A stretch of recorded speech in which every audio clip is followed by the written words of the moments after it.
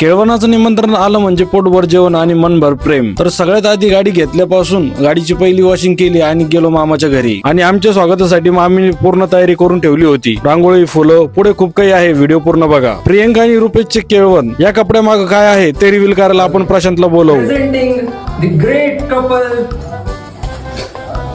Priya Roop.